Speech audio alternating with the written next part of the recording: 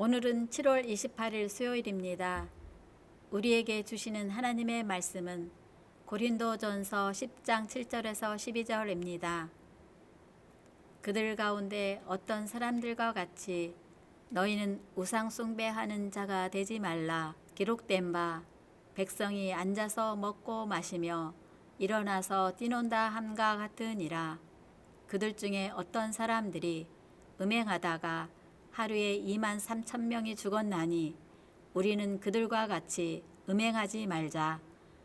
그들 가운데 어떤 사람들이 주를 시험하다가 뱀에게 멸망하였나니 우리는 그들과 같이 시험하지 말자. 그들 가운데 어떤 사람들이 원망하다가 멸망시키는 자에게 멸망하였나니 너희는 그들과 같이 원망하지 말라. 그들에게 일어난 이런 일은 본보기가 되고 또한 말세를 만난 우리를 깨우치기 위하여 기록되었느니라. 그런즉 선줄로 생각하는 자는 넘어질까 조심하라. 아멘. 인생 잘 살아야 합니다.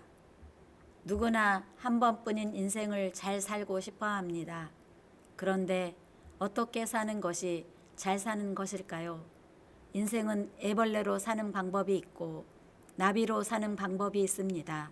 태어날 때의 모습 그대로 살면 평생을 애벌레로만 살다 끝내게 됩니다. 하지만 힘들어도 나비가 되면 완전히 새로운 삶을 살 수 있습니다. 애벌레로 사는 것과 나비로 사는 것은 차원이 다릅니다. 애벌레는 꿈틀거리며 바닥을 기어 다니기에 작은 나무가지나 돌멩이 하나에도 가로막혀 쩔쩔매지만 나비는 큰 바위나 나무에도 걸리지 않고 훨훨 날아다닙니다. 이런 것을 변화라고 합니다. 새로운 삶, 새로운 모습이 되는 것입니다. 예수님은 이것을 거듭남이라고 말씀하셨습니다. 거듭남은 다시 태어난다는 뜻입니다.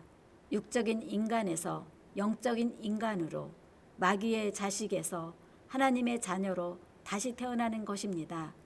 예수님은 우리를 거듭나게 해서 우리에게 새로운 삶을 주려고 오셨습니다. 그래서 예수님을 인생의 중심에 모시면 누구든 새로운 삶으로 변화하게 됩니다.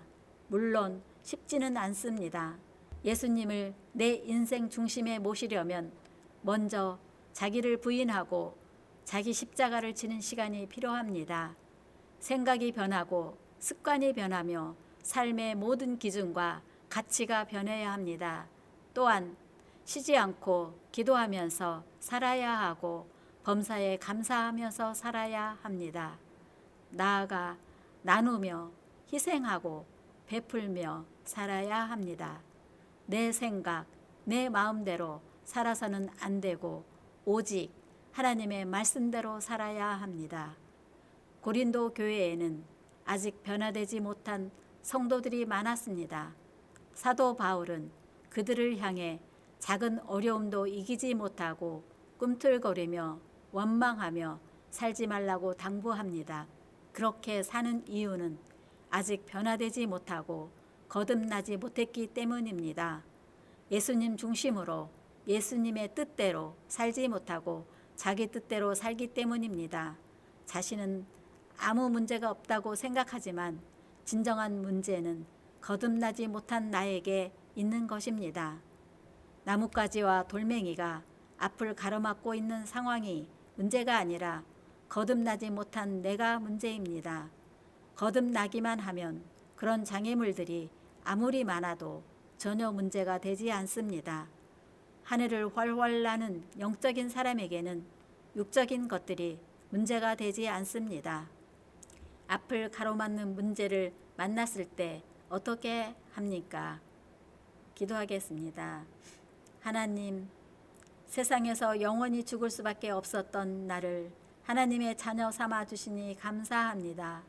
성도라는 이름은 가졌어도 여전히 육적인 삶에 머물러 있는 우리를 불쌍히 여기시고 변화시켜 주옵소서. 한번 사는 인생 주 뜻대로 살게 하옵소서. 예수님의 이름으로 기도합니다. 아멘.